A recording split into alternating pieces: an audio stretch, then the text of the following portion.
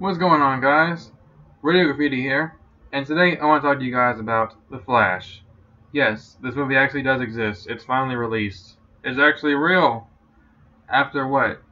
6, 7, 8 something years of them trying to get this movie made, it's finally released. There's been a lot of controversy about it, a lot of behind the scenes drama going on with this film. But it hasn't been worth it. Is this movie actually any good? Well, I think it's actually pretty good. There's been a lot of hype from celebrities saying it's like the best superhero movie of all time. I don't think that's true at all. There's been a lot of over-the-top hype and there's been a lot of over-the-top hate towards the film.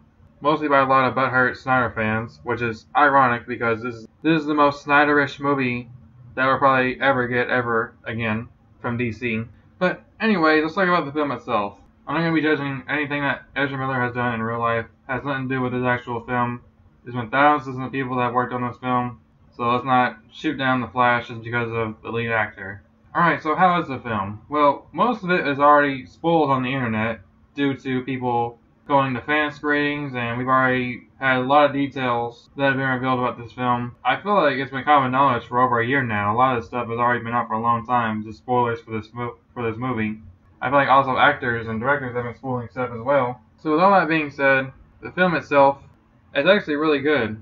The movie opens up with a classic superhero team-up, getting the bad guys kind of action scene. It's really thrilling, it's very exciting. I really enjoyed the opening of this film. It was a great way to introduce us into the movie, The Flash. It was nice seeing Batman, Wonder Woman, and The Flash together for probably the last time ever on a big screen.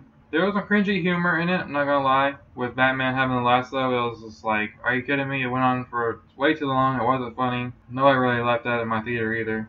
But the thing that I like the most about the film is how emotional it is. It's a very moving story about Barry having to basically accept that his mom was meant to die. Barry, too, he was very annoying throughout the film. But I get that was the point of the film. It's to show how annoying he was and that our Barry 1, realizes how annoying he is and therefore the other him is.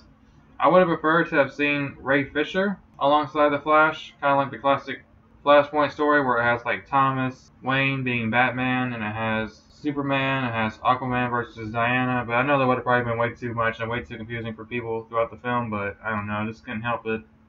I imagine seeing Ray Fisher in the role instead of another Ezra Miller. And there is some pretty funny moments throughout the film. Like, I thought the whole thing with him and Iris was very cute. You know, it's pretty funny how his room was just a complete mess and everything just kept screwing up for him when he was trying to talk to her. I thought it was all very funny stuff. A lot of other moments throughout the film that were actually pretty funny, which is pretty rare for superhero films nowadays because a lot of times they usually have some, you know, studio executive try to put in one-liners that just aren't funny at all. As far as the villains in this film, Zod, he's a very weak character compared to how he was in Man of Steel, but he's also only in it for maybe like 2 or 3 scenes, and he barely has any dialogue. And the only other villain in the film is some weird black-looking Flash. I think it's called like the Dark Flash or something. I don't know. It made no sense. I was confused with why that person was even in this film or what it was. But yeah, Zod, he isn't as good as he was in Man of Steel.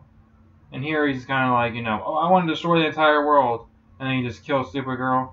He's not as complex as he was in Man of Steel, but, you know, I get it. We don't have time for all that. The movie's already pretty long as it is. But it still doesn't make up for the fact that there was really no real villain throughout the film. I guess you could call Barry the villain of the film, but that's not very entertaining now, is it? Keaton and Supergirl, they're both pretty cool. I mean, nobody under 30 really cares about Michael Keaton's Batman, so there's that. But as far as him in the actual film, he was good. You know, I'm not a fan of Michael Keaton because, you know, I grew up more on the Christian Bale Batman and Kevin Conroy, if that counts. But I can still recognize that the music was great and that Michael Keaton had a lot of good scenes that were really dope. He doesn't really do all that much. He just kind of helps Barry and he just ends up dying not long after he starts helping him. Same with Supergirl. She has even less to do. She only gets like maybe 2 or 3 scenes and then she just gets killed over and over. But the best Batman that we've had in live action, in my opinion, Ben Affleck. He was pretty great in the film. I enjoyed seeing him one last time. He was so badass when he came out of the plane in his motorcycle. So cool. His Batman voice is badass as fuck. Ben Affleck looks so much like Bruce Wayne, so I really enjoyed the Barry Allen and Bruce Wayne little talk they had at that bar or whatever that was. That was all really great stuff. The CGI throughout a lot of the film is absolutely dog shit, as I'm sure you're already aware of. Everybody has mentioned it already, multiple times. Yeah, CGI looks awful through a lot of the film, which is really jarring because there are some scenes where they can make it look real when he's like phasing through a wall or something. It looks fucking perfect. And there's other times where it's like fucking you're looking at a PS2 cutscene. I know everyone's already said that already, but it's the truth. It's what it looks like. I don't know who okayed this to be released like this. It looks awful. They should have spent more time on those effects.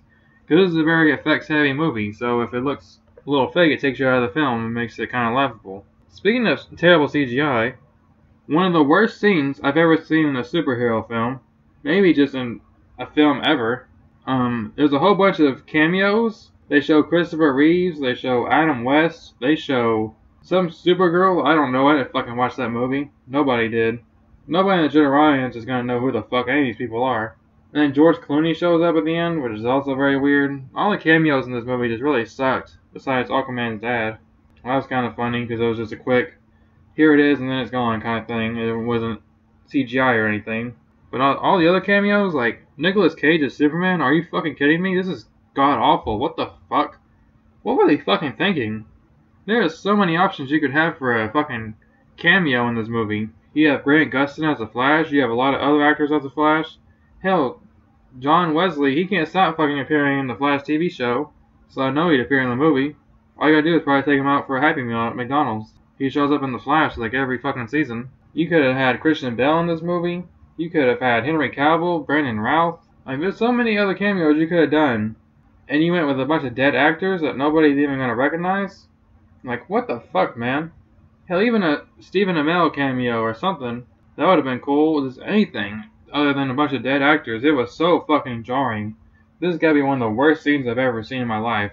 And it made no sense, because it was like, okay, they're showing their world's being destroyed, but it just felt like they wanted to... They basically stopped the movie dead in its tracks to show all these cameos. And the CGI on them looks awful. So yeah, I really hated this scene with the fucking burning passion. It's the scene that's getting spread all through the internet like wildfire. But it is only like a minute or two that it happens, so it's easy to kind of look past it, but it doesn't ignore the fact that it still takes you out of the film for a little bit. I wish this scene was not in the movie at all. I wish it could be deleted so bad. It is so unnecessary and disrespectful. There's so many other actors you could have gotten to appear as cameos if you really wanted that. But anyways, as we move on from that, the ending is also very confusing because it shows George Clooney, and it's like, is he the new Batman, or did Barry go to George Clooney's universe? I'm very confused on that. Like, what the fuck was that supposed to even mean? So that was pretty odd. No, and I know everybody's going to be so confused when they see this film. People who have no idea who George Clooney is. People are going to be so fucking lost. I don't know what they were thinking with this movie, I really don't. There's too many cameos that only appeal to hardcore fans. And even the hardcore fans, they don't even like it because they're like, who gives a fuck about that? It's not even like hardcore fans are going, ooh, that's so dope. No, they're all saying, that was fucking stupid, why was that even in the movie? So you're basically on no win side either way. Also, can someone explain to me why Zod was in the middle of an abandoned desert? In Man of Steel, he was out in the city, whereas in here, he was just out in the desert fighting some random soldiers, and then Supergirl shows up, and then with the Flashes and Batman, all that stuff. But why was he out in just an abandoned desert? All the green screen and CGI looked awful in that scene as well, for the most part. Some of it actually did look pretty good, but there was a lot of shots where like awful. The green screen overall was just really bad. You can tell it was a green screen, that's not good at all, but I can look past that. The fight between Supergirl was pretty cool, with her and Zod going at it. It does what Man of Steel failed to do, which is have a good fight scene between fellow Kryptonians, because Man of Steel did have great fight scenes, but they fought for like 20-30 minutes, so it made it very jarring and very boring after a while. Whereas in this movie, they only fight for maybe a minute or two. It's over pretty quick because Zod beats her ass, but it's still a pretty enjoyable fight scene, because it gets boring seeing Kryptonians just punch the shit out of each other for 20 fucking minutes. Overall, it's a great film with some messy CGI and some bad green screen. But yeah, I would recommend watching the film. It was really great overall. Ezra Miller was fantastic in the role. Michael Keaton and Supergirl. I'd love to see a sequel to this film, believe it or not. I know, Ezra's done some bad shit.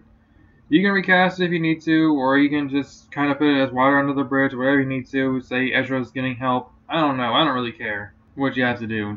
I'd like to see a sequel to this though. You can recast Ezra if you need to. But yeah, those are my thoughts on the film. Let me know what you guys think down in the comment section down below. Did you like this movie, or did you think it was hot trash? In my opinion, I don't think it was as good as a lot of other DCEU movies, like Zack Snyder's Justice League or Shazam. The Suicide Squad. Those are movies I'd probably put over it. But I don't know, it kind of reminds me of Wonder Woman the way the third act was just a whole bunch of CGI shit flying at the wall. We get this really personal and touching story with Barry Allen and his mom, along with where you can connect with Batman because he lost his parents. So that works in the film as well. And then you get to the third act and it's just like, what a terrible CGI. And how can Barry 2 go into the past so easily? Because Barry Allen 1, he says, you know, oh, you can't do that, you're not fast enough yet. And then Barry 2, he's over and over constantly going back in time. And it's like, wow, it seems pretty easy. Isn't it supposed to be something that the Flash can barely do? It's a very rare feat for him to go back in time, but yet in this movie he goes back in time multiple times. I don't know, that was kind of weird. But yeah, nitpicks here and there. Really great, fun superhero film. Really enjoyed it.